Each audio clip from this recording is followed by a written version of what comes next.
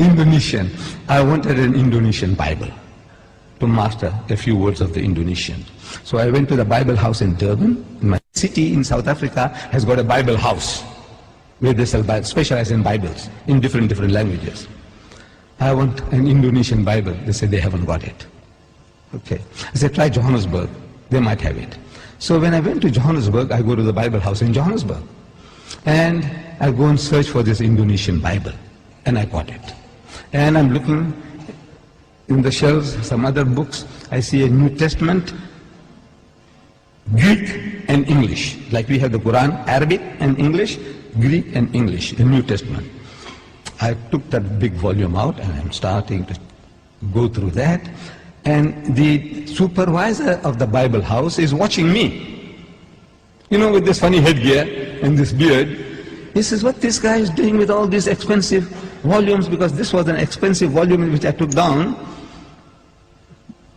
Greek, English of the New Testament.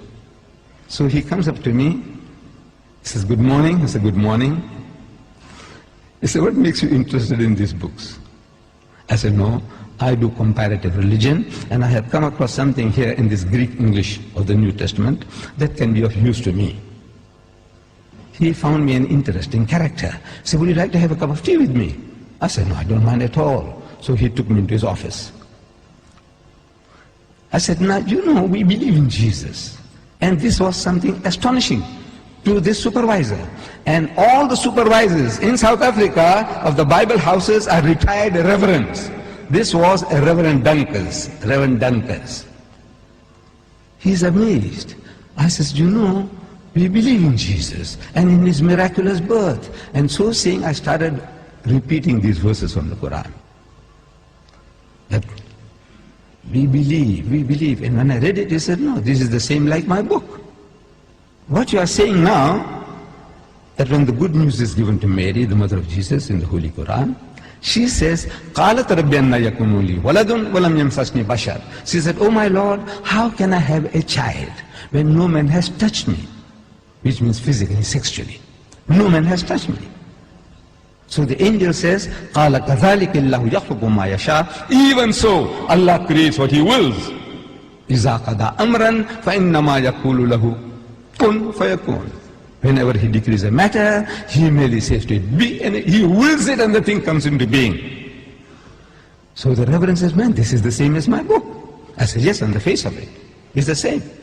But if you look at it intently, you'll find the difference between my version and your version is chalk and cheese. You people know chalk and cheese? You know the difference between chalk and cheese? The Canadians didn't know. The Canadians, I'm telling you, when I went to Canada, I spoke about chalk and cheese. They didn't hear that phrase before. We, the English people in South Africa, we know, everybody knows chalk and cheese. Chalk and cheese may look like white, but it says that's poles apart. You can't eat chalk, but you can eat cheese. No? But the Canadians didn't know. The Canadians didn't know. I'm telling you. I don't know whether you people know. Difference between chalk and cheese. The poles are, in other words, poles apart. She said, how? I said, you know, in the Holy Bible, in the Gospel of St. Luke, we are told when this good news was given to Mary, the mother of Jesus, about the birth of the Holy Son, she says, how can this thing be when I know not a man? In the biblical language, no means sex. No to know means no sexually. Not she doesn't know a man. She knows her uncle, her fathers, her neighbors. Surely she knows other men. But no. No in the biblical language means sex. In the Quran it says no man has touched me. Again it means not touched me, means had sex. Both the Quran and the Bible are saying the same thing. The replies to them are revealing. In the Holy Bible, the answer to Mary's protest was that the Holy Ghost will come upon thee. I'm reading the Bible to you. Look. The Holy Ghost will come upon thee, and the power of the Most High will overshadow thee. Now that gives you a mental picture. The Holy Ghost is a person. That's what the Christians say. The Father is a person, the Son is a person, and the Holy Ghost is a person, but they're not three persons, but one person. I don't know whether you heard that expression before. But He's a person. This Holy Ghost will come on Mary. How? See, it gives you in your mind. You think how?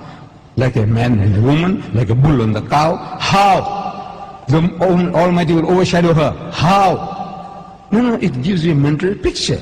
So I'm suggesting that it gives you a mental picture.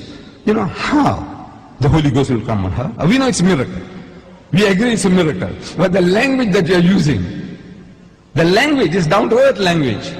The Quran says, وَإِذَا قَضَى أَمْرًا فَإِنَّمَا يَقُولُ لَهُ كُن فَيَكُونُ. For God to create Jesus without a human father, He says, kun, He says, be, and it is. For Him, it's just to will it, and He comes into being. So, I'm asking the Reverend, I said, now, between these two versions, we are both trying to say the same thing. We are both trying to give the same message, that He was born miraculously. There's no doubt about that. But I said, which version would you prefer to give to your daughter? The Quranic version or the biblical version? We are both trying to say the same thing.